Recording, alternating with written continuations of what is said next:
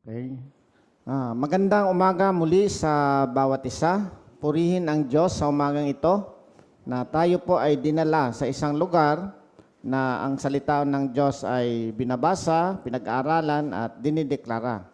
At although maulan, tayo po ay nagpapasalamat din sa Panginoon kasi sabi ng Panginoon ang sulat sa Biblia na tayo magpasalamat maski ano ang ating naranasan sa ating buhay. Iyan po ang sabi ng Biblia sa atin. Sa umagang po ito ay patuloy nating pag-aaralan ng salita ng Diyos at ito ay isang account o isang mensahe ni Panginoong Hesus sa atin 2,000 years ago.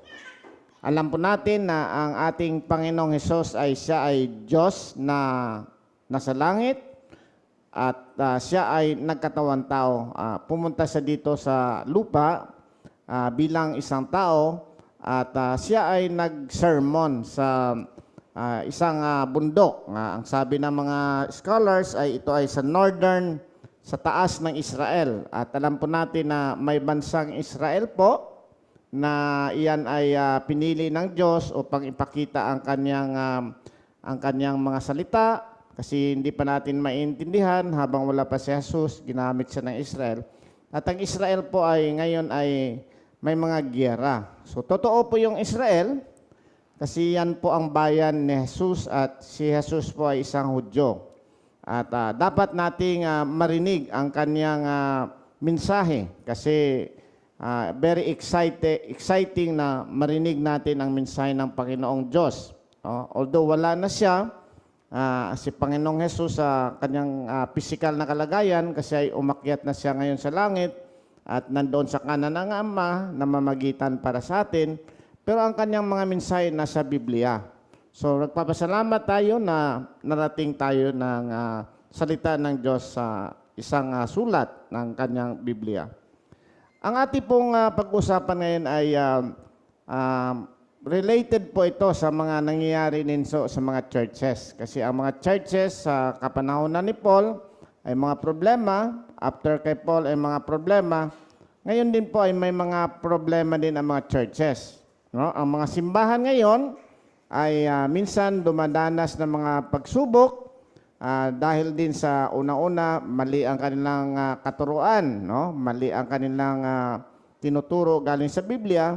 At minsan ay dahil din sa buhay ng mga taong nagsasalita sa harapan ng pulpito. So, ngayon ay titingnan natin kasi very important ito kasi nandito tayo sa isang stage na tayo pong isang simbahan ay nagpapakilala kung ano ang ating pananaw, ano ang ating stand sa mga issues sa mundong ito. Alam po natin kung kayo po ay nanonood ng social media, dahil sa kaganapan ng social media na maabot na halos lahat ng parte ng mundo, ang mga churches sa iba't ibang lugar, sa United States, sa England, sa iba't ibang bansa sa buong mundo ay naririnig natin ang mga problema nila. So, titingnan natin ngayon dito ang sermon ni Jesus Christ. Actually, ang sermon na to ay nagsisimula sa kanyang mga alagad. Kasi doon sa Matthew chapter 5, siya ay pumunta sa isang bundok at sumunod ang kanyang mga alagad at siya ay nagsasalita. Ngunit nung natapos siya sa kanyang pagsasalita, ay marami ng tao at nagsabi ng mga tao nga napakaganda ang kanyang ikinento. So, titingnan natin ang isang bahagi lamang, ang konting bahagi ng sermon ni Jesus Christ. Kasi ang sermon ni Jesus Christ ay napakahaba po yan. Kung titingnan po natin ang Biblia, nagsisimula po yan sa Matthew chapter 5 at nagtatapos po sa Matthew chapter 7. Titingnan lang po natin yung chapter 7. At dito ay makikita natin kung paano tayo hahatol, kung hahatol ba tayo o hindi tayo hahatol, kailangan ba nating humingi ng ating pangailangan. At ang pinaka-importante dito yung ating pupuntahan at mga paniniwala sa mga nagsasalita o mga false teachers. Kung yan ba ay totoong tagapagsalita ng Diyos o yan ay nagmagnanakaw in terms of ninanakaw ang salita ng Diyos na mga mali at dapat nating pag-iingatan at titingnan din natin ang pinaka nakakatakot na verse na marami po mga tao na gumawa ng mga maayos, ng mga kababalaghan, mga miracle, ngunit sa bandang dulo ay hindi sila tinanggap ni Jesus. Ang church po na to ay bilang paggalang ng salita ng Diyos ay tumatayo po ito pag binabasa natin ang salita ng Diyos. So, ini-request ko po ang lahat na tumayo at buksan po natin ang ating mga verses. Ito ay nabasa na natin sa Tagalog, pero for the context na mga makikinig sa online at sa stand-alone na makikinig ay babasahin ulit natin sa English. Sabi dito sa Matthew chapter 7, verse 1, "Judge not, that you will not be judged. For with what judgment you judge, you will be judged, and with the measure you use, it will be measured back to you. And why do you look at the speck in your brother's eye, but do not consider the plank in your own eyes? Or how you can say to your brother, let me remove the speck from your eye, and look, a plank is in your own eye. Hypocrite, first remove the plank from your own eye, and then you will see clearly to remove the speck from your brother's eye. Do not give what is holy to the dogs, nor cast your pearls before swine, lest they trample them under their feet and tear you in pieces. Ask, and it will be given to you. Seek, and you will find. Knock, and it will be opened to you. For everyone who asks receives, and he who seeks finds. And to him who knocks, it will be opened. Or what man is there among you who, if his son asks for bread, will give him a stone? Or if he asks for a fish, will he give him a serpent? If you then, being evil, know how to give good gifts to your children, how much more will our Father who is in heaven give good things to those who ask him? Therefore, whatever you want men to do to you, do also to them, for this is the law and the prophets. Enter by the narrow gate, for wide is the gate, and broad is the way that leads to destruction, and there are many who go in by it, because narrow is the gate, and difficult is the way which leads to life, and there are few who find it. Beware of false prophets, who come to you in sheep's clothing, but inwardly they are ravenous wolves. You will know them by their fruits. Do men gather grapes from thorn bushes, or figs from thistles? Even so, every good tree bears good fruit, but a bad tree bears bad fruit. A good tree cannot bear bad fruit, nor can a bad tree bear good fruit. Every tree that does not bear good fruit is cut down and thrown into the fire. Therefore, by their fruits you will know them." 21. "Now, not everyone who says to me, Lord, Lord, shall enter the kingdom of heaven, but he who does the will of my Father in heaven. Many will say to me in that day, Lord, Lord, have we not prophesied in your name, cast out demons on your name, and done many wonders in your name? And then I will declare to them, I never knew you. Depart from me, you who practice lawlessness." Let us pray. Panginoong Diyos na aming Ama, salamat muli Lord na mayroon kang Biblia na iniwan sa amin, na although ikaw ay nagsalita 2,000 years ago doon sa Israel, ay narinig din po namin sa aming pagbabasa ng Biblia. Sa aming pagpapaliwanag, Lord, ng masalita ng Diyos, gabayan mo po ako upang mapaliwanag ko ng maayos ayon sa inyong kagustuhan, at ganoon din po sa mga makikinig, sa aming makikinig. Buksan mo, Lord, ang aming pag-iisip na espiritual upang maintindihan namin ang iyong mensahe sa umaga ito. Salamat, Lord, at dalangin namin to sa pangalan ni Jesus, na aming Panginoon at tagapagligtas. Amen. Katulad ng aking sinabi, ito ay salita ng Diyos ito. Very important ito kasi ito ay salita ng ating Panginoong Jesus. Ito ay marami pong nakakarinig na mga tao at mapalad tayo din na tayo po ay narinig ito. Una-una po, titingnan po natin yung paghatol. No? Paghatol sa mga tao, Ang pangalawang topic po ay ang command, ang utos na tayo po ay humingi sa ating Ama sa langit.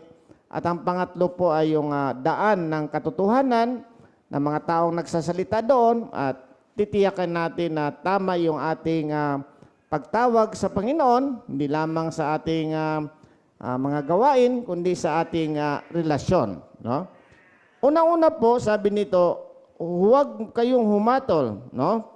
And you will not be judged. Na kung tayo po ay hatol, tayo din po ay hatulan according sa ating ginagamit na paghatol. Ang ibig sabihin nito ay ito ay more or less sa mga tao po na nagsasalita at gumagamit sila ng panukat kung paano nila hahatulan ang tao. At ang sabi ng Panginoon, huwag kayong basta-basta humatol kasi yung panukat na ginamit nyo sa paghahatol ay yun din ang gagamitin sa iyo ng paghatol sa inyo. At dinadiretso ng Panginoong Hesus ang mga tao na hypocrite. Ang ibig sabihin ng hypocrite ay nagsasalita sila pero hindi yan ang kanilang mga puso. Hindi yan ang content ng kanilang mga puso, hindi yan ang kanilang ginagawa. Ang ibig sabihin ng hipokrito, siya ay nagsasalita na ganitong gagawin nyo, pero hindi niya ginagawa ang kanyang mga tinuturo. Ang sabi ng Panginoon, bakit mo sinasabing tingnan mo ang maliit na bagay sa iyong mga mata?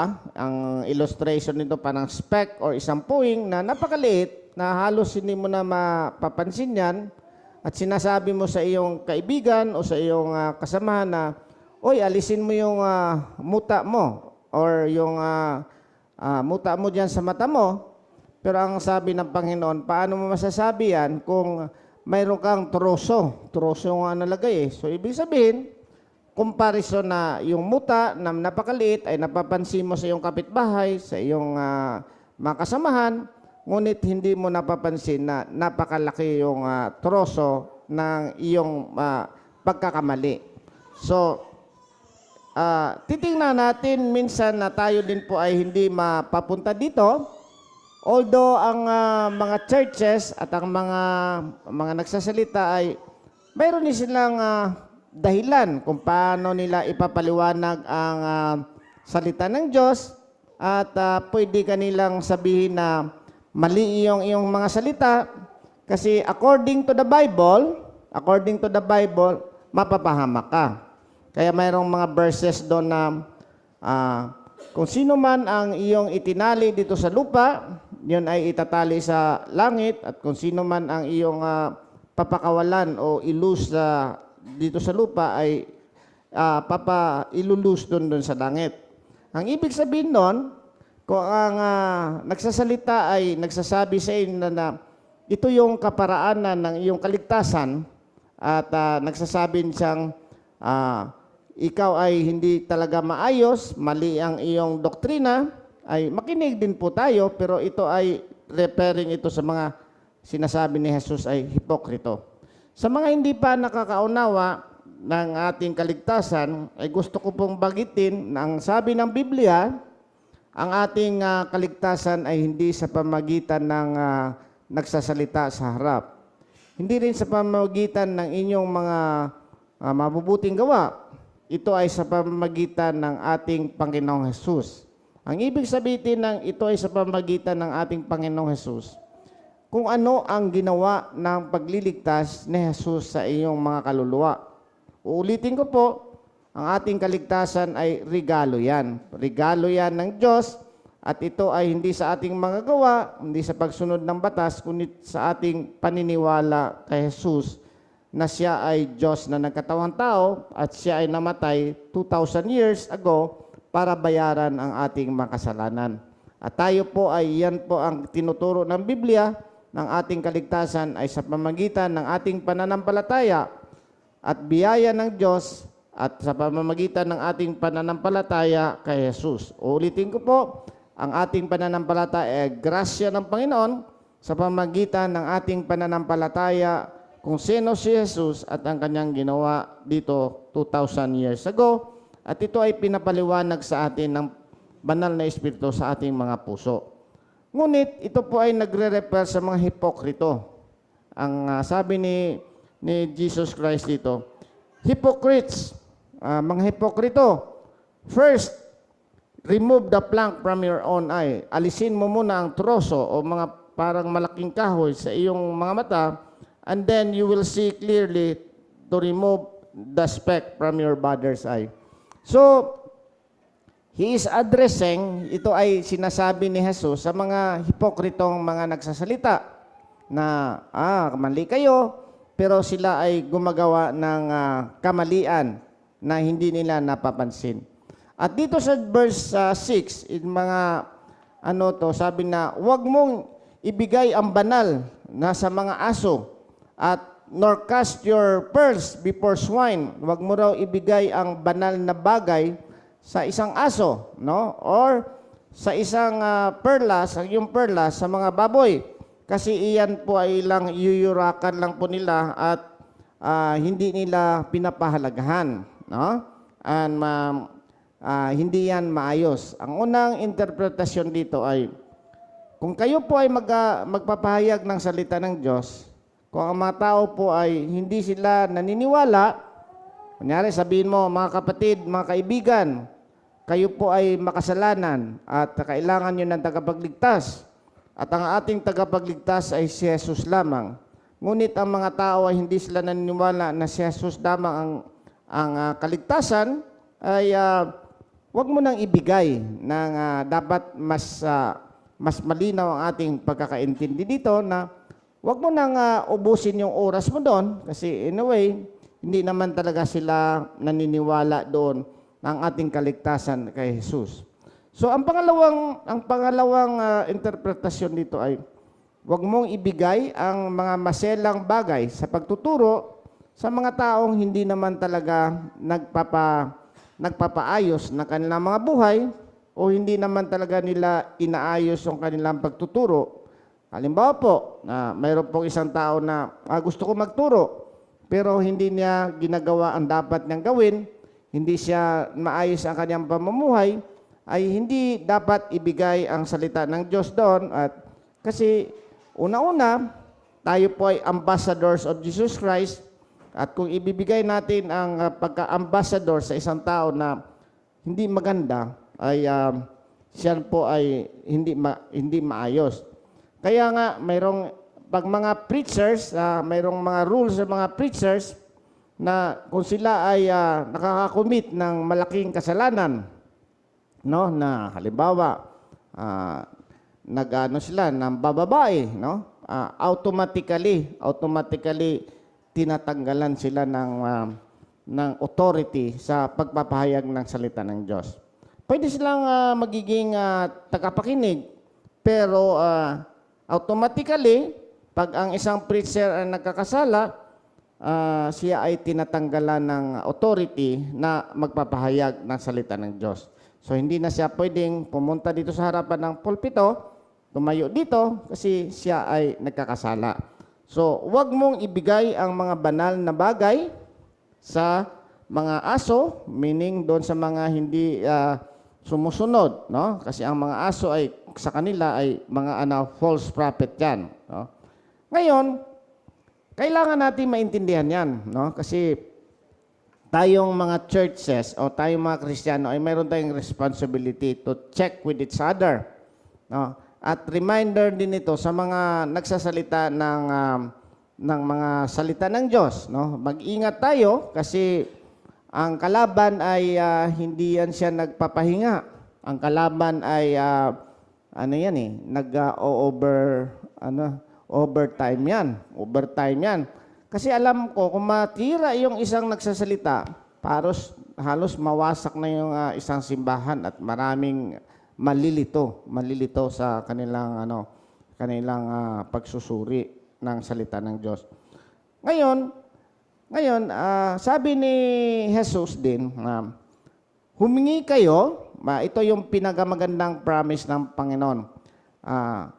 Ask, humingi, and it will be given to you. Seek, and you will find. Maghanap kayo at iyong matatagpuan. Knock, or kumatok, and it will be open for you. For everyone who asks receives, sino mang humingi ay nakakatanggap, at ang sino mang naghahanap ay nakakahanap, at ang sino mang kumatok ay pagbubuksan ng Panginoon. This is a two-way message also, na this is referring to the temporal life, temporal blessings, and spiritual blessings. Because marami pong tao na naghahanap ng salita ng Diyos, pero hindi nila nahanap. Mayroon din pong tao na bigla na lang siyang na-stumble o parang natisod sa katotohanan. So hindi ko po alam sa inyo kung ano po ang kaparaanan ng inyong pagkakilala ng Panginoon, ay minsan natitisod tayo, nandoon na pala sa harapan natin, nakita natin. At minsan, hinahanap natin ng matagal, ay hindi natin nahanap. Pero kung mahanap na natin ng katotohanan, dapat natin itong tanggapin. No? Kaya nga sabi dito, humingi kayo at kayo pagbibigyan, maghanap kayo at kayo makakatagpo, kumatok kayo at kayo pagbubuksan. Kasi ang sabi niya dito, ang ating Heavenly Father ay mas mataas yan kaysa Father. At sinabi niya, kayo ngang mga tao na makasalanan, yung mga tatay, pag humingi ba ng tinapay ang inyong mga anak ay hindi nyo bibigyan o bibigyan nyo ng iba? Kung humingi ba ng isda ay bibigyan nyo ng ahas? So, ang sabi ni Jesus Christ, iba yung father natin. Mayroon tayong father relationship, father-son relationship. Kung kayo nga mga tao na masama kasi kay God ay yung tao eh. Ibig sabihin, malayo kayo sa aking holiness, ang God. So, yun ang ibig sabihin dito na malayo kayo sa God. Pero kung kayo nga mga tao na tatay, kung humingi ng tinapay, binibigyan nyo. Hindi nyo binibigyan ng bato. Siguro, sira ulo na yung tatay na pag humingi ng tinapay, bigyan ng bato. Humingi ng isda, binigyan ng ahas. Pero ang sabi niya, ganon ang ating pagkakilala sa Panginoon na nasa taas yan, no? Sabi na, how much more will your Father who is in heaven give good things to those who ask Him? Therefore, whatever you want men to do to you, do also to them, for this is the law of the law and the prophets. So, parang siningit na rin, or sinadya na rin ng Panginoon na ang ating banal na salita ng Diyos, ang scripture, kasi ang law and prophets kasi yan, meaning yan ang banal na salita or ang scripture, ay referring talaga yan sa paggawa ng mabuti sa kapwa-tao mo. So, ang ibig sabihin ni Jesus Christ dito, ang batas o ang banal na salita, ang Pentateuch o ang sinulat ng mga propeta, ay tungkol ito sa paggawa ng mabuti sa mga kapwa-tao. So, kung ang Diyos ay Diyos siya na sumulat ng banal na scripture, ng Biblia, siyempre, gagawa siya ng mabuti sa mga tao. No? So, referring din ito sa ating mga pangailangan sa mundong ito, no? Kasi kailangan din natin humingi sa mundong ito ng ating mga pangailangan. Ang pinakamagandang mangyari sa isang tao ay siya ay magiging anak ng Diyos. Ulitin ko po. Ang pinakamagandang mangyari sa isang tao ay maging anak siya ng Diyos. O mabalik ang kaniyang pagiging anak. Kasi ang sabi ng Bible, lahat tayo nung ipinanganak tayo, dahil sa kasalanan ni Eva at saka ni Adan, tayo ay nagiging kaaway ng Diyos. Konti lang po ang nakakaalam nito, at sabi ng Biblia, lahat tayo ay ginawa ng Diyos, pero hindi lahat tayo ay naging anak ng Diyos. At ang sabi niya sa 1 John 1:12, na kung sino lamang ang tumawag sa Kanya at tumanggap sa Kanya, yun ang binigyan niya ng karapatang maging anak ng Diyos. So, unang-una, humanap kayo ng mensahe ng Diyos na kayo ay maging anak ng Diyos. Pangalawa, pag naging anak na kayo ng Diyos, gawin nyo ang gusto nyong gawin. Pero kung hindi nyo pa nahanap ang anak kayo ng Diyos, mahirap na gawin nyo ang lahat ng gusto nyong gawin.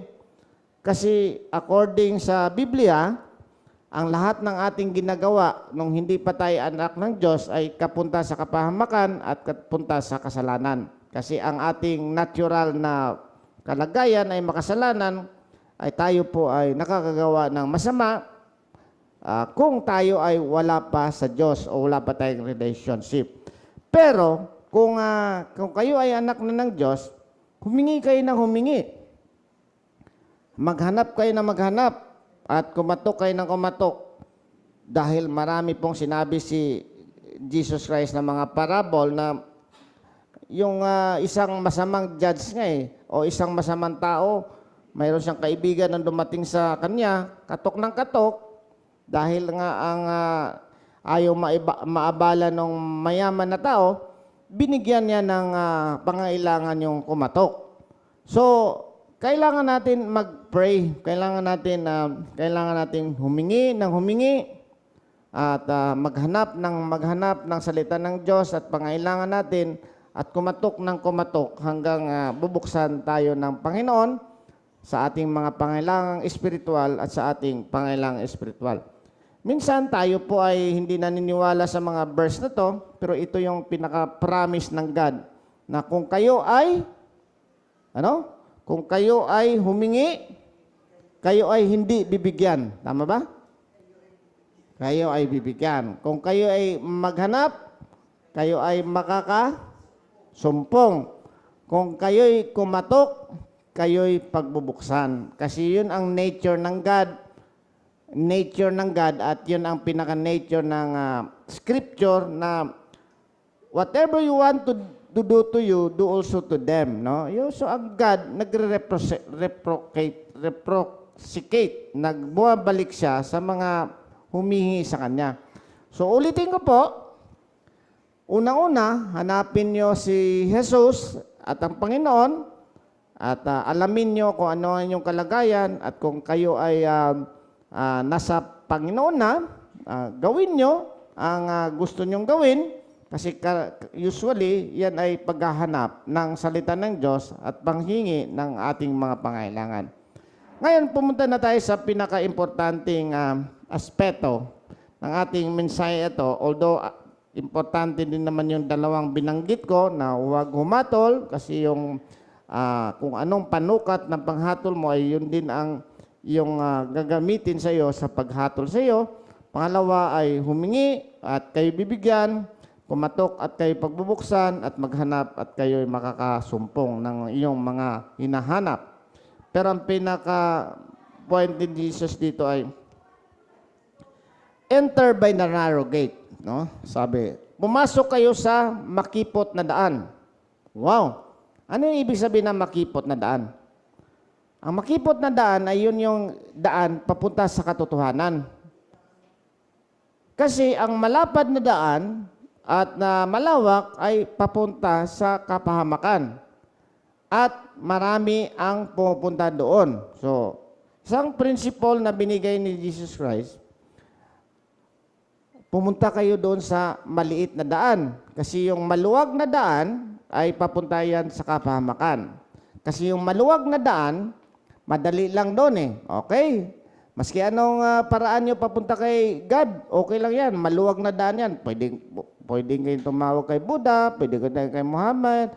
Pero ang makipot na daan ay si Jesus Christ lamang ang kaparaanan. Sa maluwag na daan, pwede kayong pumunta doon, pwede kayong magdala ng inyong makasalanan. Maski anong kasalanan nyo, okay, welcome kayo dito. Kasi maluwag dito eh. Hindi kayo paghihigpitan dito. No? Hindi kayo babatiin kung kayo ay gumagawa ng kasalanan. Pero sa tamang daan, sa isang makipot na daan, bawal. Bawal ang magdala ng kasalanan. Kasi ang kasalanan ay nagpapahiwalay sa atin sa Panginoon. So, papansinin kayo na yun po ang bawal dyan. So, marami ngayon ang mga churches na malawak, no? Pwedeng LGBT, pasok. Ano, iba't ibang religion, lahat ng mga abortion, pwede lahat yan. Walang bawal kasi malawak eh. At marami ang pupunta doon.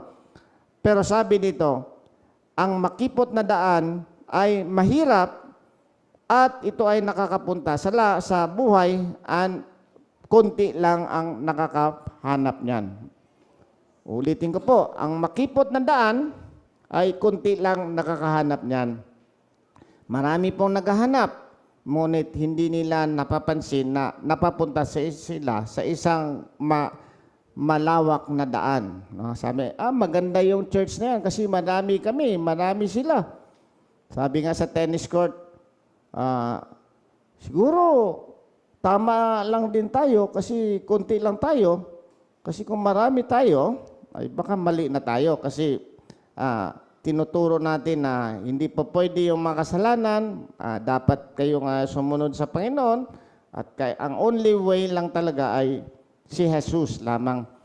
Sa atin dito ay madaling tanggapin yan na Jesus is the only way. Pero pag pumunta ka sa labas, ituro mo yan, sabihin mo, kayo po ay maski anong relihiyon, maski sino ang tinatawag nyo, ay isa lamang ang daan papunta sa God. No? Narinig nyo na ba yan? Yan ang malawak na daan. Na maski anong relihiyon nyo, maski hindi si Jesus Christ ang inyong paniniwalaan, ay makakapunta kayo sa langit. Hindi po totoo yan. Ang makipot na daan ay ang sabi, si Jesus lamang daan, ang katotohanan at ang buhay, walang makakapunta sa Ama, kundi sa pamamagitan ni Jesus. At walang ibang mediatrix, walang ibang mediator. Kasi sabi ng Biblia, for there is one God and one mediator between God and man, the man Christ Jesus. Mayroong isang God at isang pamamagitan ng God at ang tao, ang taong si Jesus, ang siyang pamamagitan. So nandun tayo sa makipot na daan, hindi tayo pwede doon sa malawak na daan na sabi na okay lang. Maski hindi si Jesus Christ ang inyong paraan, okay lang. Pareho lang yan. Para lang pupunta lang kayo dyan, papunta nyo sa Quiapo. Pwede kayong dumaan dito sa may Aguinaldo Highway. Pwede kayong pumunta doon sa Super Highway. Hindi po, no? Ang paraan namang ay isa lamang at yan ang si Jesus Christ. Ngayon, bumalik ulit si Jesus Christ dito sa mga nagtuturo, no? Sabi niya dito sa 15, mag-ingat kayo sa mga huwad na propeta, beware of false prophets, who come to you in sheep's clothing, but inwardly they are ravenous wolves. Mag-ingat kayo sa mga huwad na propeta na sila'y dumadating ng mga maamong pananalita, parang mga tupa, ngunit sa kanilang mga loob ay mga wolves, yung mga asong gubat na sila ay kumakain ng mga sheep, no? Paano natin malalaman na totoo yung nagsasalita? Sabi nito, you will know them by their fruits. Malalaman mo sila sa kanilang mga bunga.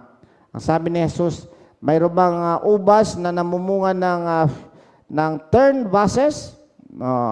Mayroon bang ganitong mangga na namumunga ng santol? Wala. So kung ano yung puno, yun yung bunga. Ang ibig sabihin nun, kung maayos yung puno, maayos yung bunga. Kung masama yung puno, masama yung bunga. So titingnan natin kung ano yung bunga ng mga nagtuturo. Ang ibig sabihin nito, kung sino man ang hindi nagtuturo pero masama yung kanyang fruit of the Spirit, wala siyang pag-ibig, wala siyang joy, wala siyang peace, wala siyang kindness, wala siyang godliness, wala siyang long-suffering, wala siyang pagtitimpi sa sarili. Yun ang mga fruit of the Spirit na matatagpuan sa Galatians 5:22-23.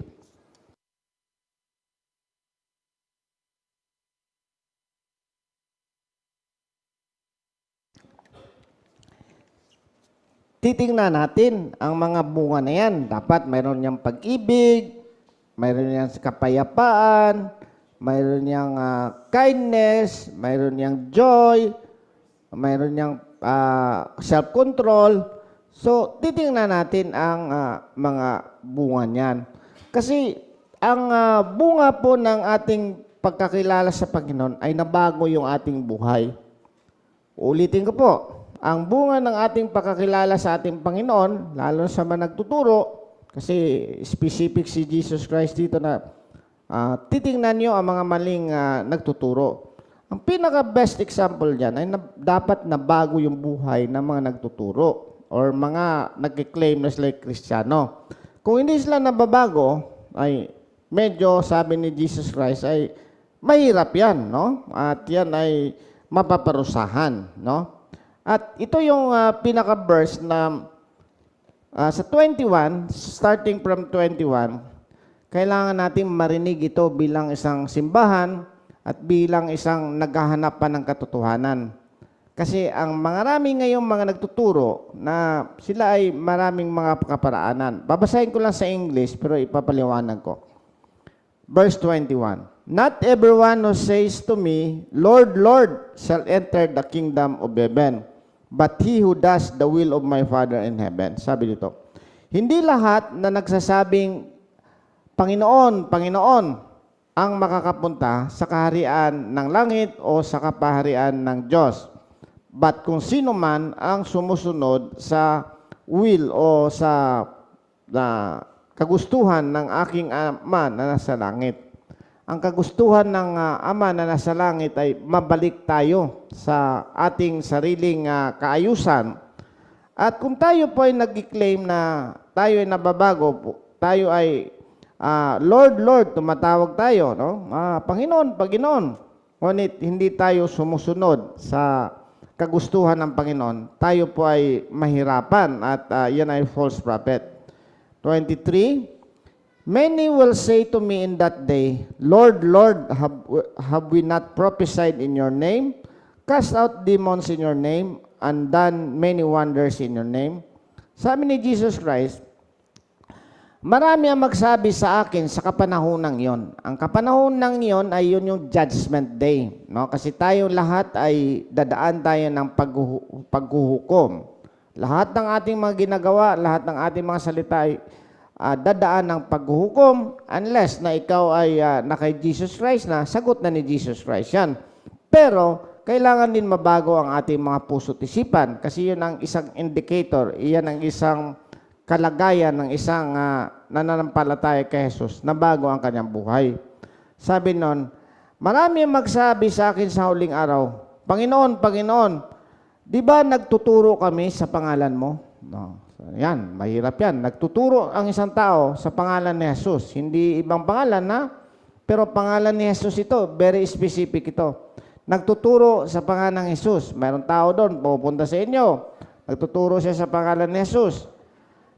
And done many wonders in your name. Nagpapagaling, gumagawa ng mga himala. Nagpapagaling, nagpapagawa ng mga maayos na sa pangalan ni Jesus. Ibig sabihin nun, sabi dito, pero ito yung sagot ni Jesus Christ. And I will declare to them, at sinabi ni Jesus Christ, I never knew you. Depart from me, you who practice lawlessness. Hindi ko kayo kilala.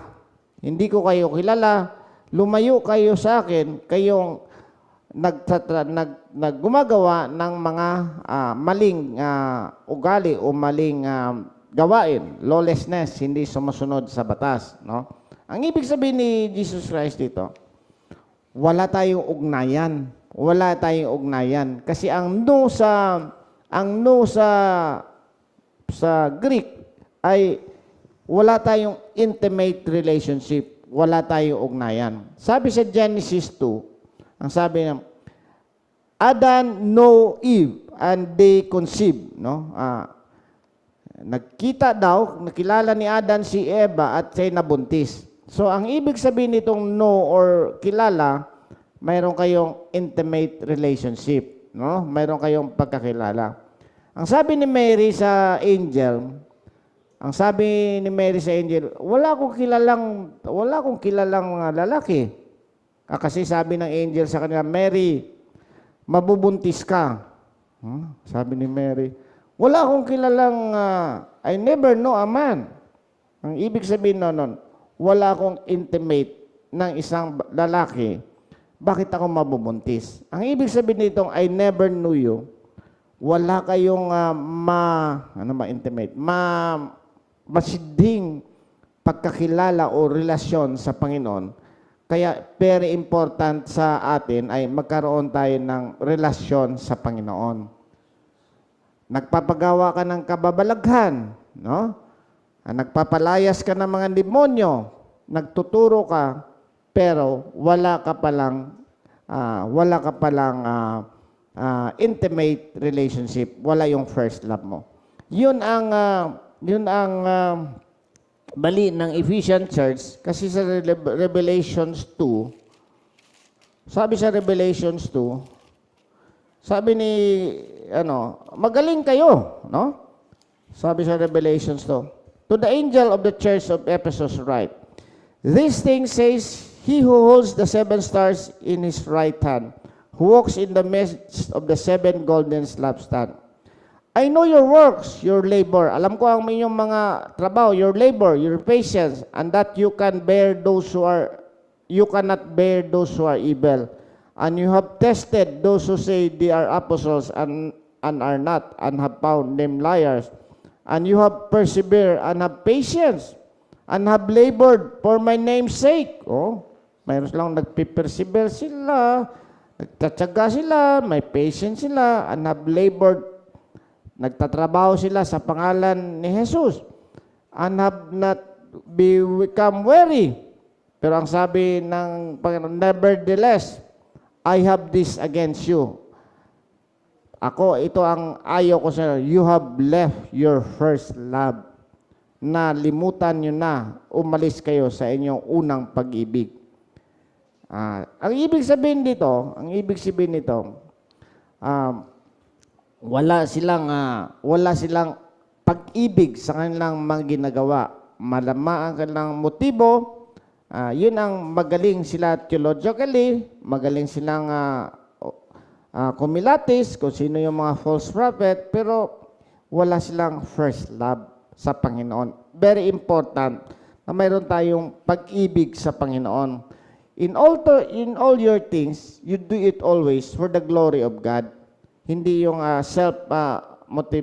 motives lang o sariling kapakanan lamang ang iniisip.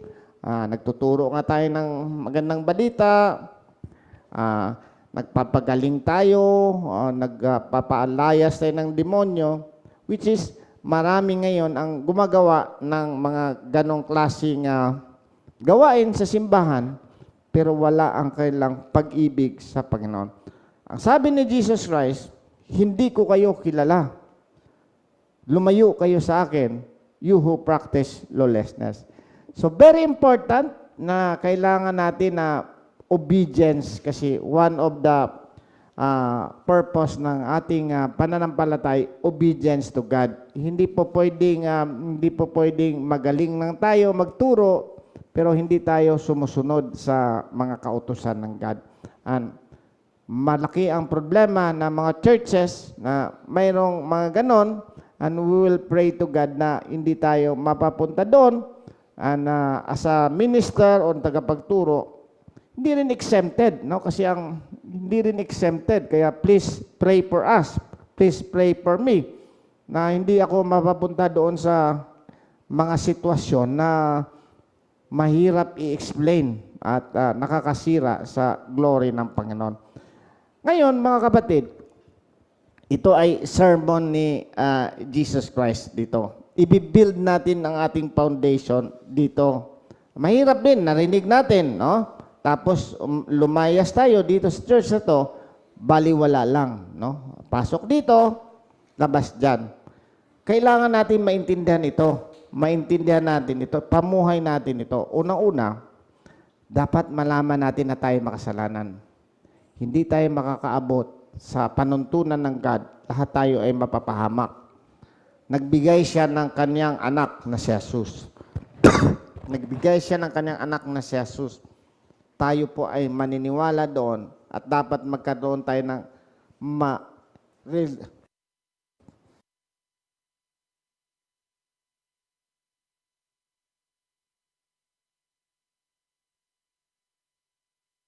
dapat magkaroon tayo ng relasyon sa Panginoon.